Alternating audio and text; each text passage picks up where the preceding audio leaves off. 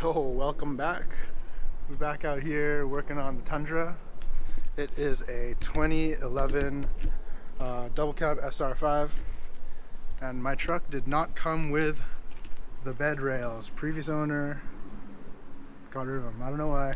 They're just not there. So today we're going to be building them. So these are 10-foot long unistrut, 13/16 depth. And I have a 6.5 foot bed, so I think it should be able to cover the sides and the back if the back is in two different pieces. I mean, I personally don't really mind if it's two pieces, so I think it should be okay. Other items I have here, these M6 by 20 millimeter flanged hex bolts. These are going to go into these holes. There's 6 on each side, and then 4 over there in the back. These are optional. They are strut channel caps, so these just slide onto here. They only came in a 10-pack, so that's what I have. These are squeeze nuts that will slide into the channel here, so I can mount stuff and move them around. So these are the ones that will screw into the squeeze nuts, and these are some heavy duty D-rings that are like 1,500 pound capacity or something. I'm going to be using a socket set, drill. Might have to drill a couple holes into the unistrut here. So we have a drill, tape measure, little pen to mark where I need a drill maybe. I might not even use them, I don't know. Eye protection, hearing protection, some truck bed liner, leftover can, hopefully it's enough. We have an angle grinder here with a cutting disc and a flap disc. Cutting disc obviously to cut, and flap disc to smooth out the edges. And I don't have the thing to hold it, so I'm going to be using these pliers to do that. So let's get started. Okay, so I'm going to measure from here, about here,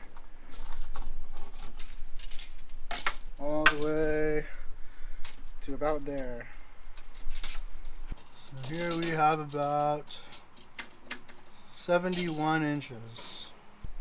Just about 71 there. I'm giving it a little bit of wiggle room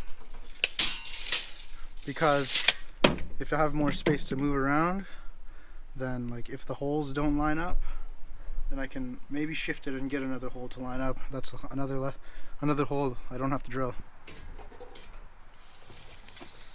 Just gonna use this blade to mark it.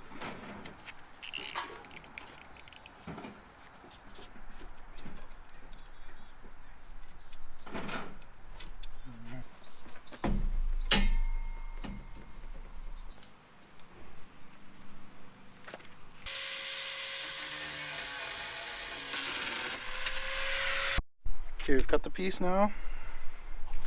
Now I just want to see if it lines up.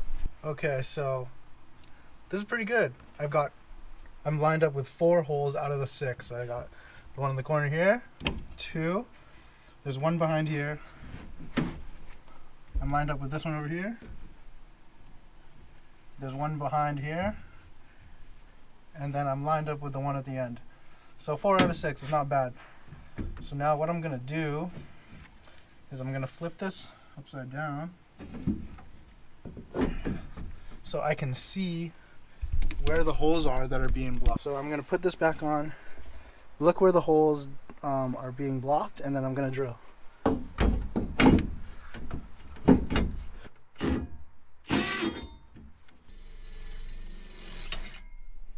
Okay, now that I've drilled the holes, now I can show you what I mean. That one's good. This one's good. This one here. Now this one lines up here. This one's good. Not the best hole, but I think it's enough here. And then this one is good. So now all we've got to do is paint it, and then we can bolt this one in. Lay down this piece that we just cut on top of the long piece to cut it to length. So that'll be 71. And I would like to drill the holes, but if you can see, they're not exactly the same. They don't line up perfectly, even from the beginning. Like it's just a little bit off, like a 1/16. So if you're gonna cut your unistrut, just make sure they're not always the same. Sometimes they are, sometimes they're not. Just depends on the batch. So we're going to cut this, and then we're going to find the holes on this side to drill. We're going to clean the edges, and then we're going to paint them.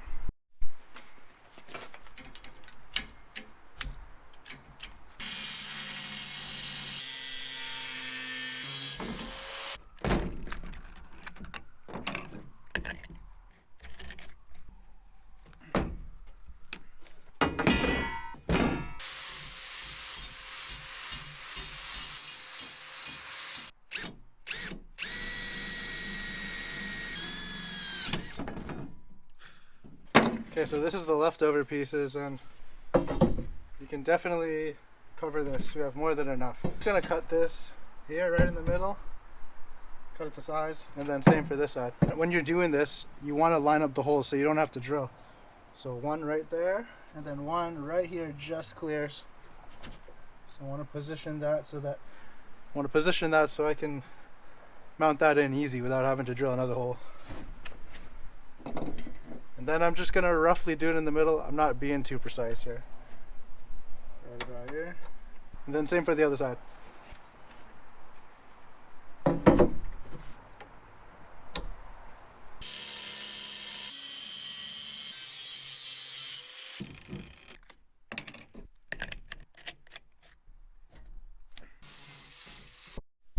Okay, we got everything cleaned up.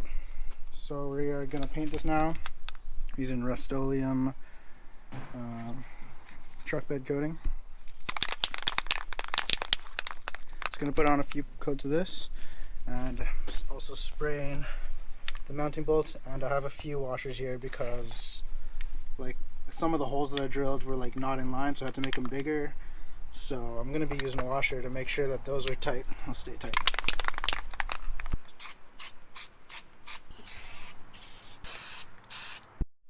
Okay, so I'm gonna wait for these to dry at least an hour. It's like 10 degrees Celsius right now, so maybe more, maybe 2 hours.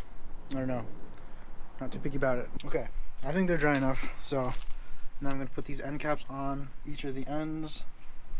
I have a 10 pack here. I'll be using 8, and they just slide on. There we go. Gives it a nice finished look, you know. Protects your hands from getting scratched up too, which is nice. So I'm going to put that on the rest of these. So now we've got a rail painted, ready to go. Just going to get the first one.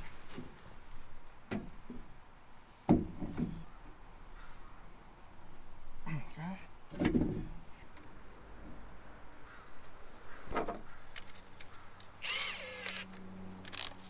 $10mm.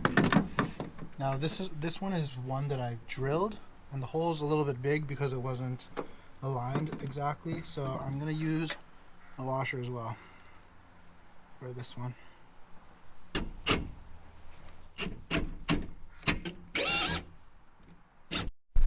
Okay, so of course I forgot something. Washers. So I just came back from Home Depot, picked up some washers because my flange nuts fit right inside the hole. So washers, don't forget washers.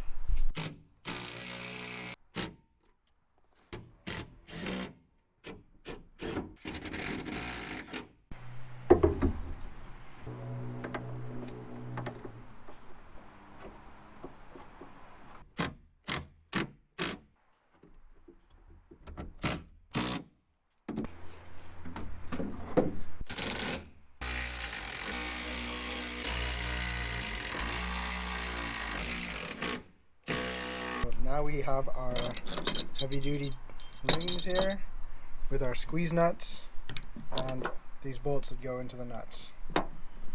It's pretty simple. These just go in, turn, and then they tighten, and then I'm going to thread this through the ring and into the bolt, into the squeeze nut over there. Okay, super simple.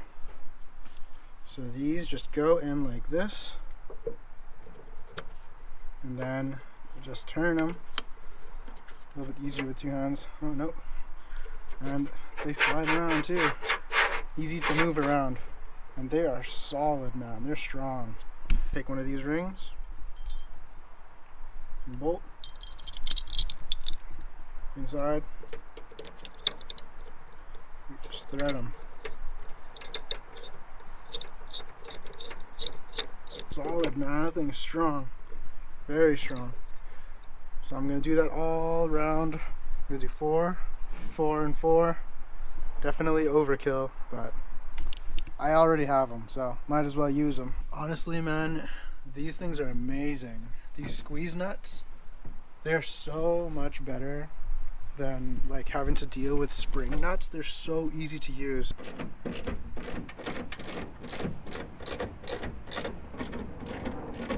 And here is the final product. Take a look at that. Oh man, I think it looks so good. I mean, these are like semi-permanent, but the beauty is the squeeze nut makes it so easy to move around, or if I wanted to remove it, it's so much easier than like dealing with like a spring nut. Oh man, it looks great. And these are super strong. I can move the whole truck. I'm moving the whole truck just yanking on this, so it's not gonna move anywhere. Also, another great thing is I have a whole bunch of these now. So if whenever I want to put on another attachment, all I gotta do is twist it in and mount it. Super easy, super simple. These are a little, like, they're quite expensive compared to the spring nuts, but I think the ease of use and the versatility makes it totally worth it. So I would highly recommend it. I got these in no time. There was no struggling at all. Super easy, and like it just makes your life so much easier. I'm really happy with the outcome. Thank you for watching. I hope it helped you. If you enjoyed this and if you learned anything, then give me a thumbs up, man. Subscribe. Come on. I just bought this truck and I'm going to be doing a lot of work on it. I'm going to be making as many videos as I can with every little repair that I'm going to do with the truck. So if you're a fan of these kinds of videos, come along for the ride. Let's go. Peace.